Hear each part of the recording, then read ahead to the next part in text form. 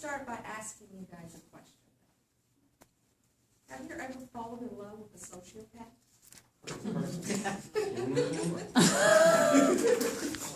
Oh, yeah.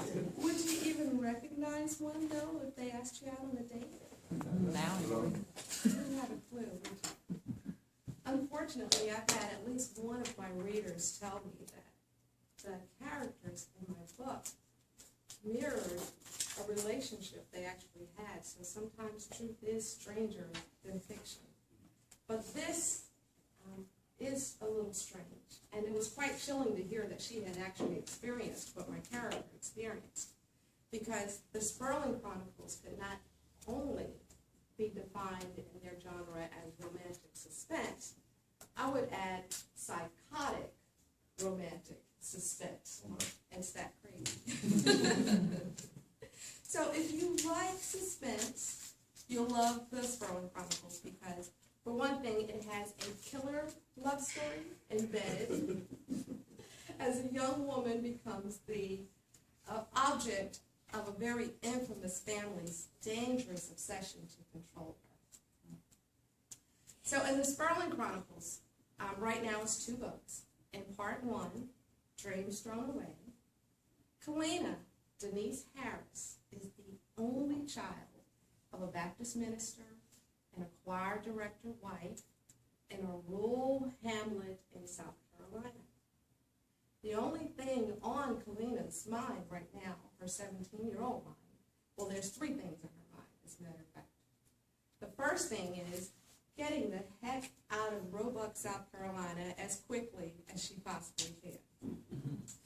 Number 2, she's already accepted at the University of Penn, so she's ready to go to Philadelphia in the fall. And number 3, every girl's dream, right? She wants to marry a wealthy, gorgeous man who's going to spend the rest of his life pampering her. So we've all heard that old adage, right? Be careful what you wish for. I mean, everybody knows that. Well, somebody should have told Callie that she should not, that whatever she asked for, she could possibly get. But Kalina, I'm getting a little ahead of myself when I say Callie because her name just changed during the books. But at this point, she's Kalina. Someone should have told Kalina because she got exactly what she wanted, but just not how she wanted it. So in Dreams Thrown Away, she's introduced to a powerful, popular jazz musician who hires her when she gets to Philadelphia. And she's so excited about living a luxurious life that she thinks she can put behind everything that's happened that's brought her to Philadelphia. So I'm going to give you a little spoiler alert because I'm getting ready to read an excerpt from Dreams Thrown Away. But I'm going to tell you what the setting is.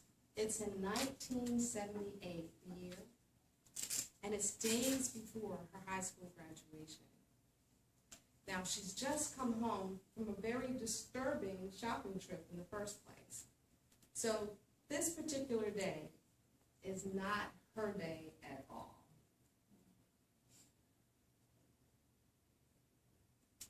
Kalina's skin was crawling with fear. She pushed the kitchen door open and heard another loud boom. She froze. The noise was coming from inside her house. Her hand held the doorknob tightly as her mind raced madly. What was going on? What was she supposed to do? The kitchen was empty and neat as always. Her mother would never allow a dish or a glass to sit dirty and unwashed, not even for a second. Everything was in its proper place. Everything looked normal. The white metal chairs with the yellow cushioned seats were in their proper places. The salt and pepper shaker sparkled in the afternoon sunlight that crept past the bright yellow kitchen curtains. "No!" she heard her mother scream. "No, preach, no!" Kalina let go of the doorknob and ran through the small, cramped living room. She had always complained that the furniture was far too big for the room. She bumped her knees, squeezing past the coffee table and the console television set her father had just bought. Then she heard another piercing scream. Kalina's feet hit the bottom stair, and she stood still as she heard her mother's pleading. Then Kalina moved up the stairs toward her mother's voice, as silently as she could. I did it for you and for her. Charlotte's voice choked with tears and dread about the money in the drawer she had just earned. I did it for you. Preach, listen to me. He paid me. Put the gun down, Preach. Please, Preach. Put the gun down. Let me explain. Once a whore, always a whore. That's what Mama told me when I brought you down here. You said you would, she said you would make me rue the day I laid eyes on you. Kalina heard him clearly. Her parents' bedroom door was open. She was less than 10 feet away. She stood stock still and listened. Preach, Preach, come on, Preach. Think about our baby. Think about Kalina. You don't want to ruin her life because of our mistakes, Charlotte reasoned. What do you care? She could have come home and been the one to find you with that man in our bed, Charlotte. How could you? Her father's voice was calm as it echoed through the hallway to her standing on the stairs of the small brick cottage. Then Kalina heard the sound as Preach pumped the shotgun. Preach, you made her promises you couldn't keep. We can't send her to school in Pennsylvania. That scholarship money won't cover enough, and you know it. I was just trying to help, Charlotte offered. Put the gun down, Preach. We need to get Deke some help. He's losing a lot of blood. He's already dead, Charlotte, Preach said so calmly that Kalina's entire body shivered. I never ever would have thought you would have betrayed me, not trusted me. I had faith in you, Charlotte. Why didn't you have faith in me? I took care of you, Kalina, the church, my job, all my obligations to everybody. What was it that made you do this to me? I was lonely, Preach. You didn't look at me with that love in your eyes no more. The only loving eyes that you have are for Kalina. But that's not why I did it. I wanted to make sure she didn't have to want for anything. Not the way that I did it. That's how I ended up down the wrong path. I didn't have anything. Nothing. My parents weren't there for me. You know that. You helped me, Preach. You know I always loved you for that. Charlotte was measuring her words. Kalina absorbed everything, but she didn't want to understand what she heard. I took you off the street, and after all these years, you bring the street to my bed, my home that I built for you. Kalina heard her father take a couple of steps. You built it for us, Charlotte's voice became shrill. For us, for Kalina. For us, don't throw it away, Preach, not like this. We've got to stay strong for our child. You have to help her reach her dreams, Preach. Don't throw those dreams away. Please don't throw us away. I could have asked the same of you, Charlotte. I can't let you destroy me like this. You're right. That's why we both have to go, Kalina. She'll be all right. Kalina will be all right. Preach began to sob, and Charlotte began to moan loudly. No! Kalina tried to yell as her feet became unglued from the landing of the stairwell as she started toward her parents' bedroom door. No, she tried to scream again, but nothing was coming from her mouth. Or maybe it did, but was drowned out by the deafening sound of the gunshot that silenced her mother's excruciating cries for mercy. She reached the door just in time to have it blown shut in front of her face.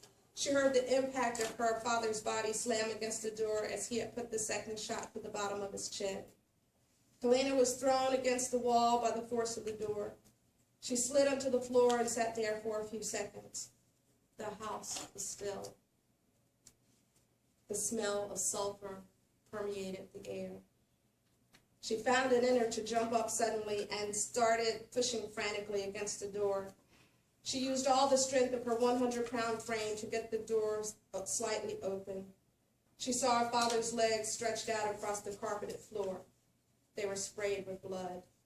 "Daddy," she screamed. "Daddy, let me in."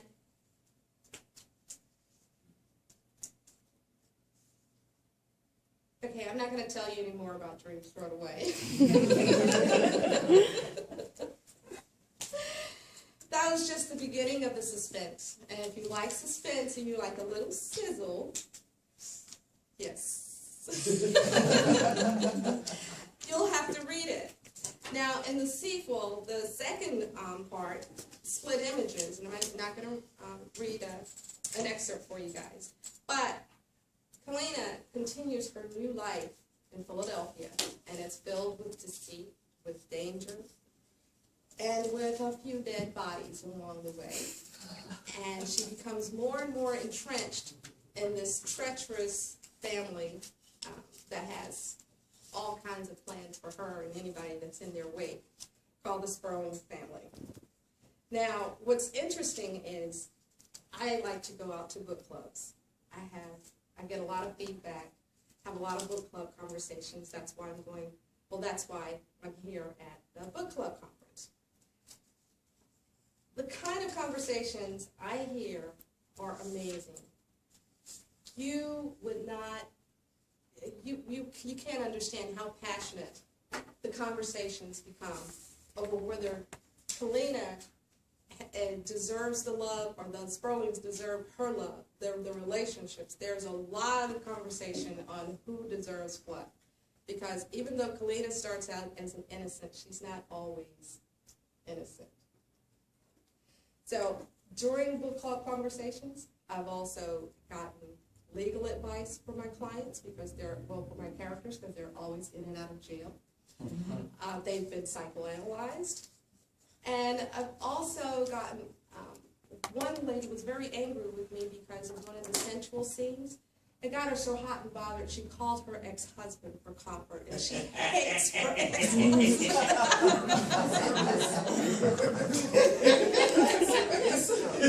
So she blamed me.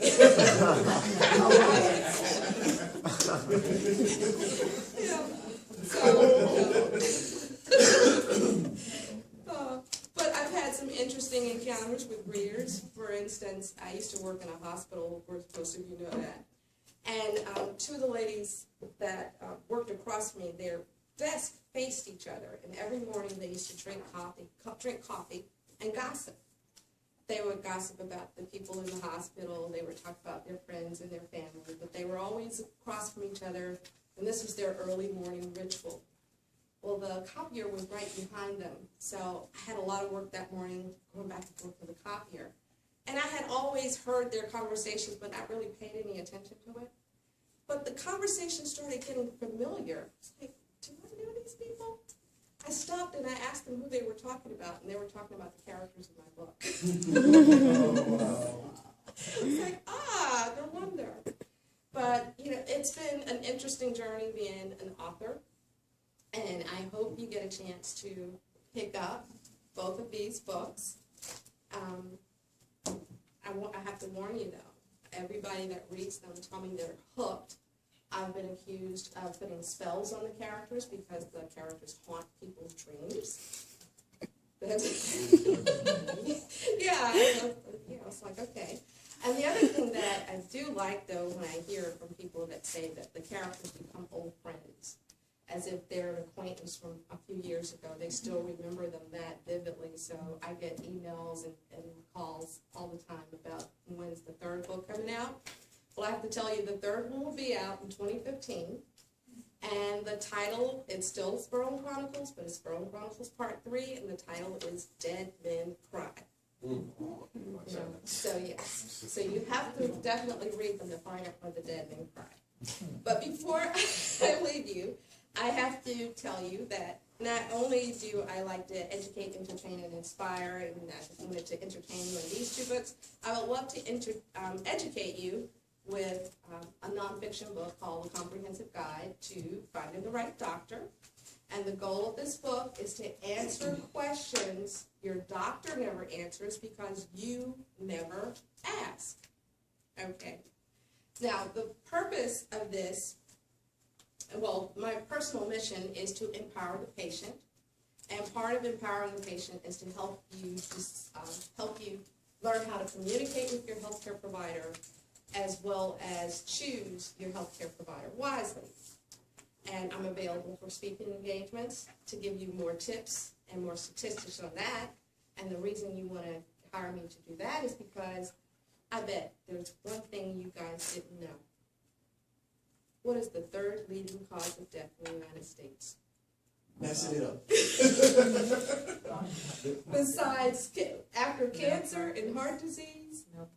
Incorrect diagnosis and medication. Yes, preventable medical errors. So that's why it's important that I give you this information. At any rate, please pick up copies at the table of my novels or my book on healthcare. You'll be happy you did, and you want to get a jump start on the third novel. And if you're an ebook reader, an avid ebook reader, like most of us are these days, these books are available on Amazon, Barnes & Nobles, Lulu, Kobo, and a variety of online book retailers. Thank you, everyone, for coming out.